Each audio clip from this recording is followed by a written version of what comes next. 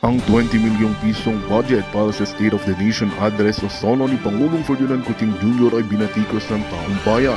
Maraming mamamayan ang nagtatanong kung saan mapupunta ang napakalaking halaga ng pera at kung makatarungan ba ang paggastos ng ganitong kalaki sa isang araw na kaganapan.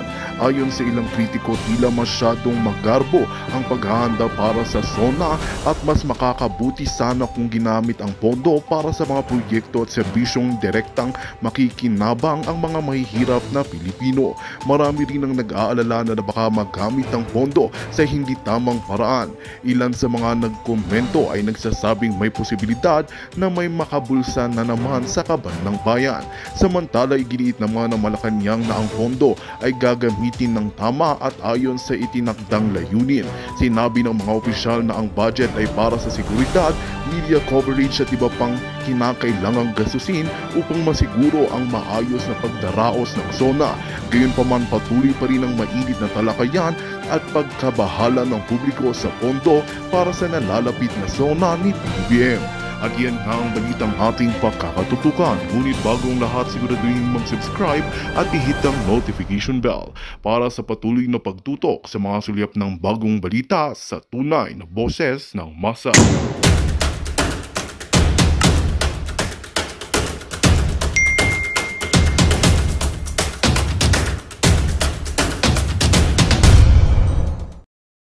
Lang ay matutuloy ba ang SONA ni Bangag? Yun yung katanungan, Liz Vergara. Matutuloy ba ang kanyang pagsusona na walang kakwenta-kwenta? Anyway, tignan natin kasi may mga kabado kasi itong mga bangag. Kabado yung mga bangag dahil sa statement nga ni Inday na ina-appoint niya yung kanyang sarili as designated survivor, right? Tom Cruise, how are you, Tom Cruise? Nandito pala si Tom Cruise, nung crush ko. Ngayon, mga palangga,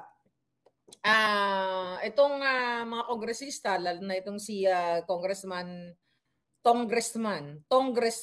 Dong Gonzales, na sinasabi, na ano sila, napapraning. Hi, Ma'am Pervina, how are you today? I feel so good. So good. Ayan, sasawsawan na lang muna natin ng biscuit ba? Sino gumagawa nito? Ang sarap kasi ng ano ko ngayon, ng gising.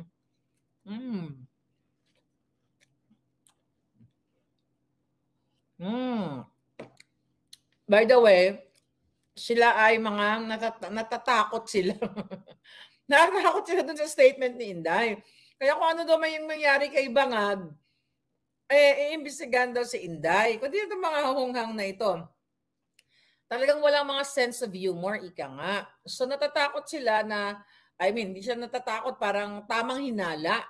Okay? Tamang hinala sila na,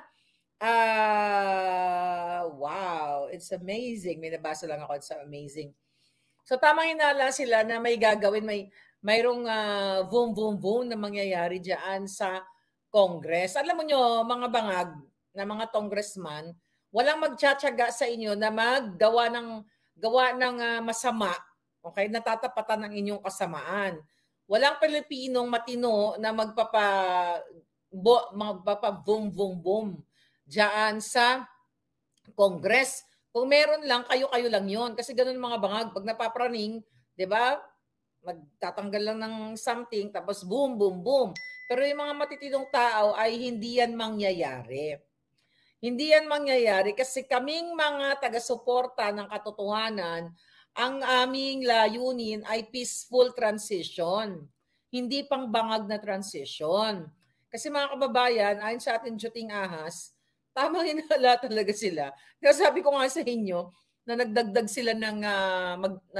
sila ng mga police forces para magbantay doon. Actually, 18 pa lang, nakabarikada na raw sila. July 18 pa lang, ila-lockdown na nila yung area. Di tamang praning nga talaga, 18, 19, 20, 21, 22. 4 days nilang iistorbohin ang madlang people. Okay? 4 days silang iistorbohin ang Pilipino para sa kanilang kabangagan. Adik talaga, sabi ni Balitang Itan. Kasi daw may mga report. Ito, hindi, although sinabi ng ni Velasco, yung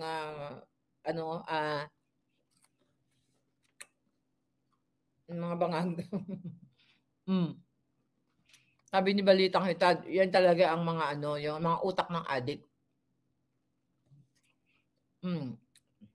Sabi nila sa media, wala naman daw threat. Sabi ni Kuya Dong, bago daw siyang member. Pero behind the scene, sa likod ng camera, naaalarma sila, mga kapalangga, na meron daw kasing magpapa-boom-boom-boom. Kaya baka daw, hindi matuloy, di ba? Baka nga hindi matuloy, pero hindi boom-boom-boom. So ano yung mga reasons kung bakit hindi matuloy sa tingin ninyo? Sabi ko nga kanina sa interview natin sa ating mga palangga doon sa Japan, sa Hakbang ng Maisog Japan, tinanong nila ako kung hanggang kailan pa ba tayo magtitiis dito sa bangag na administrasyon na ito. Ang sabi ko sa kanila, wala naman sa akin yun, hindi ko naman napipredict yun. Ang meron lang, yung mga taong bayan na magsasalita kung, itutuloy pa ba nila yung pamumuno ni Bangag. Sabi ko, nasa inyo yun. Magbitbit kayo ng flag, get out from your house, from your comfort zone, then enjoy the beauty, the beauty of the Philippines. Diba? Lumabas kayo at isigaw ninyo ang inyong mga hinaing. Kasi wala naman, manonood ba kayo ng Sona ni Bangag? Anong sasabihin niya sa inyo? Ano ang sabihin ni Bangag na pinoprotektahan niya ang malalaking drug hole katulad ng Alitagtag? Ano na sabi niya sa inyo na sila ay smuggler? Wala naman tayong ibang pag-uusapan doon eh. Paikot-ikot na lang tayo dahil wala namang nangyayari sa Pilipinas kundi sila po ay sindikato.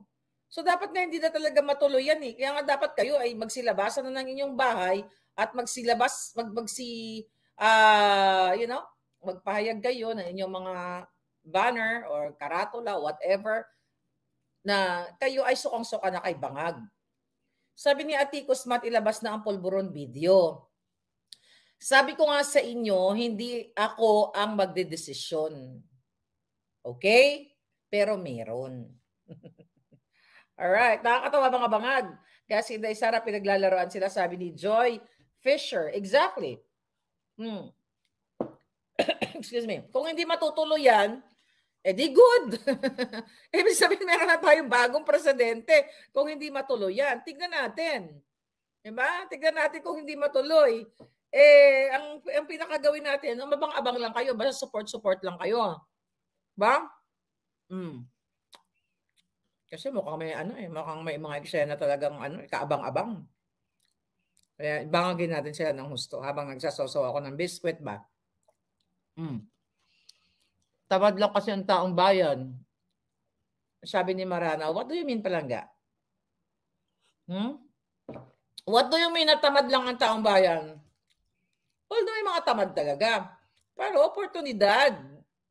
At coming from the government. Diba? Paano kaya, well, you're right naman na may mga tamad din talaga yung mga tao na nanghingi lang.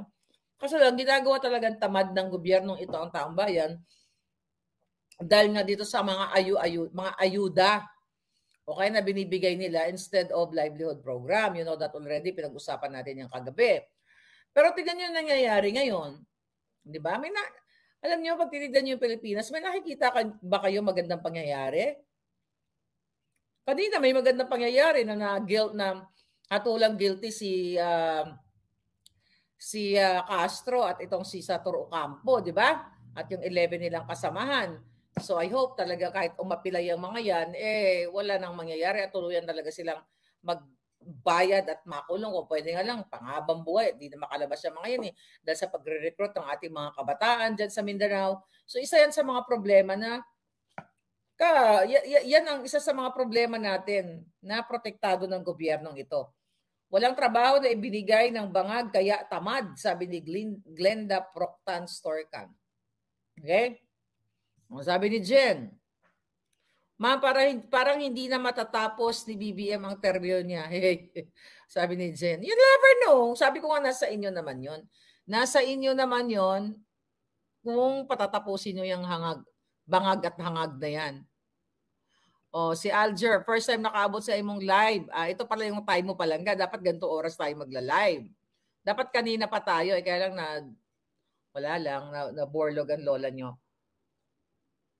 Sabi ni Kuya Dong, masyadong magulo ang Pilipinas. Napakagulo. Imagine ninyo mga kababayan. Imbis na kayo ang unahin, si Taylor Swift. Imagine niyo yung 32 billion. Diba? 32 billion pesos ang ilalaan para sa Coldplay at saka kay Taylor Swift. See that? Sino yung importante? Kayo o si Taylor Swift? Diba? Dahil pinaghahandaan yung concert na yan ng Clark International Airport. A government-controlled company yan, corporation. Diba? So yun na lang yun eh. Sa araw-araw natin, sabi ko sa 2 taon kong nagdadakdak dito, diba, which is kasama ko kayo, wala nang matino tong gobyernong ito, yung 20 million na gastos nila dyan sa SONA. Although, in fairness, diba, na hindi naman daw ito para lang sa sa per plate, hindi daw 10,000 per plate daw. Okay, based sa kay sino ba yung nagsabi noon? Basta nabasa ko lang na yung 10,000 pesos daw ay hindi daw yun halaga ng per plate. Ito daw ay kasama ng mga logistics, Pero nga dapat wala ng SONA kasi anong i-expect mo sasabihin? 'Di ba ang SONA ay isasalaysay o sasabihin ng isang presidente ang mga achievements niya sa kanyang panunungkulan. Ano achievements niya? Asa yung pangako niya? Wala. Nga nga lahat. Pabahay, wala. Tinatapon na nga lang daw kayo sa mga off-site cities o off-site area, sabi ni Acuzar. Ano sasabihin niya sa 20 million worth na State of the Nation address? Sabi ko nga sa inyo kagabi, buti kung aaminin niya na siya ay mastermind, si Bangag Jr. at ang asawa niya, ang mastermind sa lahat, sa kidnapping. Di ba? Siya ang mastermind sa illegal, sa smuggling. Di ba? Lahat. Ano pa? Ano pa gagawin ninyo? Lumabas na kayo ng bahay bago mag-SONA at ilabas ng inyong flag at mag-speak up kayo. Di ba? Pero simulan muna natin, baka may lumabas I don't know kung sino. Pero natatakot ang mga hitad, natatakot at nag-hallucinate. Ang sabi ni Miss G, you're right. Grabe ito. Puro pagwawaldas ng walang kasaysayan. Walang kasayahan. Bangag na bangag talaga.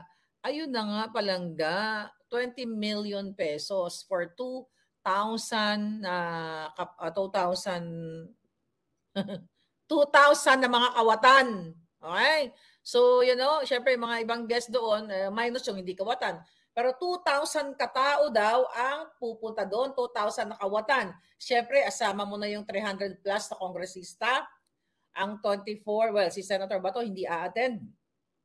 Yung mga asawa nila, mga kabit nila, yung mga anak nila na lumalamon ng pangawat sa pera ng bayan. Hindi kayo nahiya. Mga ginayupak talaga itong mga to. Hindi kayo nahiya. Yan, yung mga asawa ng senador at kongresista, halos lahat ng mga suot yan nakaw sa bayan ng mga kipay nyo. Kakagalit. Okay? Yung mga suot ng mga asawa ng senador, ng mga kongresista, galing lahat sa kaba ng bayan. Lahat yan galing sa kaba ng bayan. Magporma-porma ang mga bigaon. Visit. Akala mo naman galing sa pinaghirapan nila. Galing naman sa pinagbikaan nila, di ba? Kayo ba? Alam nyo, ito huwag kayong humanga kailanman sa mga nakapilipinyanang eklabush diyan sa Kongreso at Senado. Dahil yung mga yan, mga walang kasing sama. Dahil sila ay katuwang ng kanilang mga asawa, mga kabit, sa paglulustay, pagnanakaw ng pera ng bayan galing sa inyong mga taxpayers. Yan ang katotohanan. Dansky Altamirano, thank you, you're awake. Di ba? Lalamon ang mga hitad sa pera ng bayan. Wala po kayo, sabi ko pa ulit-ulit, wala nang pag-asa ang Pilipinas hanggat si Bangag ang namumuno. Dahil kasabwat lahat, mastermind siya lahat. Madam, pati panty nila pera ng bayan, sabi ni Gloria Villaronte. Exactly. Tama ka Palangga. So lahat yan, pati pang napkin nila galing sa pera ng bayan. Kaya wala akong kabilib-bilib sa mga jutang ginimis na yan. Bakit ka bibilib sa mga yan? Porket Pilipiniana lang sa SONA. Hoy, ang kakapal ng mukha niyong mga asawa ng mga kongresista at senador. Ang bawat sinusuot nyo galing sa perang pinaghirapan ng taong bayan. Kaya wala kayong umarte, pati botox nyo sa amin galing.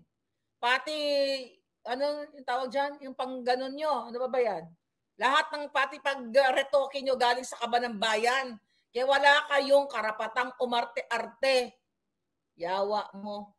Pati, ano pa ang gagawin natin sa mga to? Kaya huwag nyo nang paabutin ng SONA, sabi nga ni Palangga, ni Defenders. Itatakot nga sila, baka daw hindi na umabot ang SONA. Ay, hindi daw matuloy ang SONA. Sana nga, sabi ko, nasa inyo namang mga kamayan. Sabi ni Commander Aguila, uy, Commander Aguila, gising ka pa. Ang SONA ay parang pageant pagandahan ng suot. Alam mo kayo, yun, tama ka. Napansin ninyo, only in the Philippines. Parang pageant, pero lahat nakaw sa bayan at mga bulok ang mga pagkatao. Hoy, ikaw, asawa ng kongresista. Ikaw, asawa ng senador. Yan yung mga beauty queen na kumakabit at sa senador na mga swangit, di ba? Nakita niyo yung mga beauty queen na pumapatol sa mga kongresista at senador na mga mukhang toko?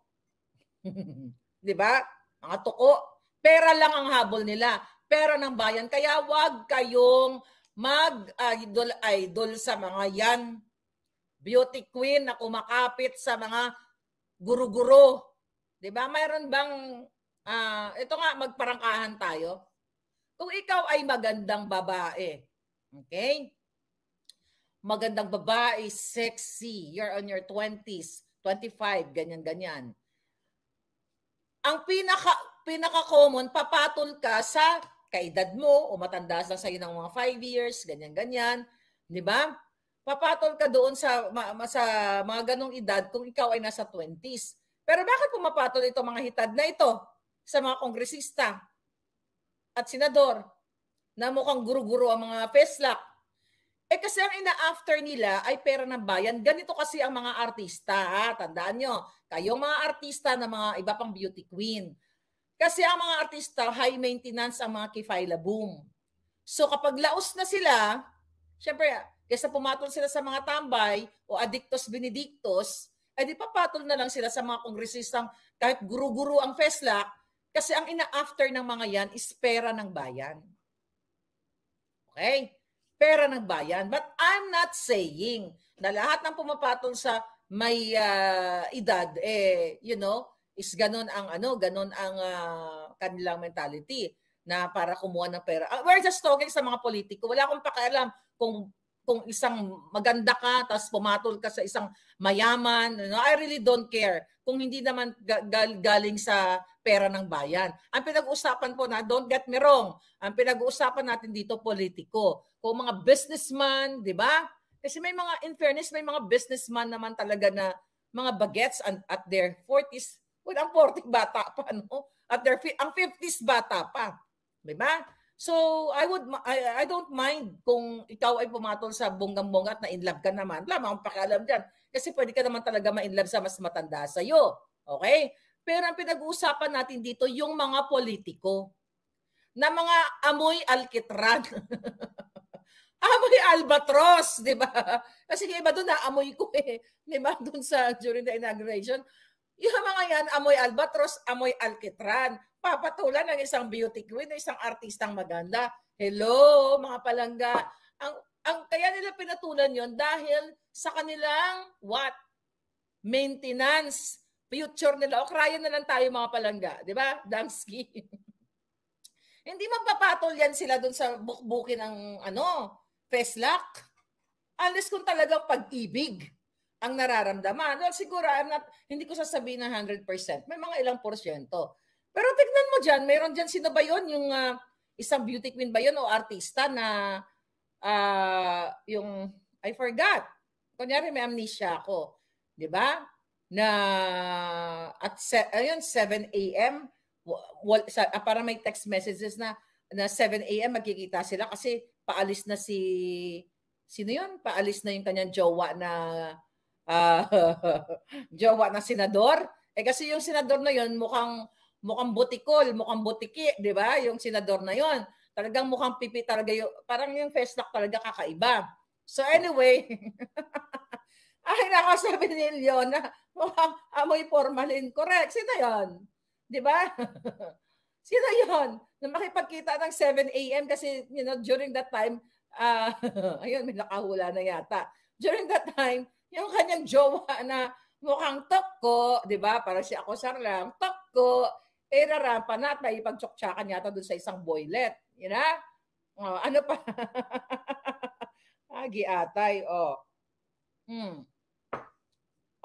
Di ba? Alam na alam nyo lahat. Oh, ano ba naman yan? Saan kukuha ng pera yung mga yan? Eh, pera nyo yan. Oh, amoy naptalina daw, sabi ni Migs. Tignan mo, maghanap kayo ng mga senador na mga mukhang bukbukin. Okay, yung mga mukha nila parang sinumpa ng langit, di ba? Pero nakakakuha sila ng mga bagets. Kasi itong mga bagets sa mga senador, ay, yung mga jowa nila mga bagets, at itong mga kongresista, dyan po napupunta ang taxpayers' money. Pero ang ibibili ng Hermes, pati pinambabayad pa ng boylet nila pag wala si senador. Okay, imuestra natin kung gaano kayo kakawawa. Okay? Si senador o si kongresista magnanakaw sa kaban ng bayan. Ito si Girl Lalu, okay? Najojowain niya na maganda, sexy, dadadadada. So ito masyonda, ito bata. So ayan ngayon, magjojowa sila, magchuchuk-chakan blue sila ng bonggang-bongga. So ito dudugdugan ni senador, ni kongresista, ang ng pera itong artista, ito o beauty queen. Dahil ito'y bukbok, di ba? Amoy baktol, sabi nga, amoy baktol o albatros. Oh, habang ito'y busy, kunyari nagtatrabaho, kunyari sa pangawat sa Congress o sa Senado, itong si Girl Lalo, ito na lang si Girl Lalo, 'di ba? Si Girl Lalo. Maghahanap ngayon ng boylet din. Okay? So tingnan niyo kung saan napupunta pera niyo. Mula dito sa kaban ng bayan kay senador, pupunta kay artista, okay? Dahil hindi siya nag-enjoy dahil bukbukin ng peslak, 'di ba? Maghahanap ngayon siya ng jowa na kaedad niya o mas bata sa senador. So itong mas bata, bibigyan din niya ng pera. So ganun saling lahi. Saling lahi yung mga nakaw nila. Si senador, babayaran to si Girl Lalu, na artista, si Girl Lalu, magbabayad ngayon ng callboy o whatever kung ano man. Right? Yan ang yan ang nangyayari sa Pilipinas. It's sad. Samantalang kayo, hirap na hirap kayo sa buhay ninyo. Oh. Ano pa? Ma'am Gloria? Di ba yan ang katotohanan? O katulad na lamang, recycling ang tax. So ano yung impact nito? Okay, syempre dahil kulang ang pera ng pera sa inyo, tataas ngayon ang inflation rate ng Pilipinas. Why?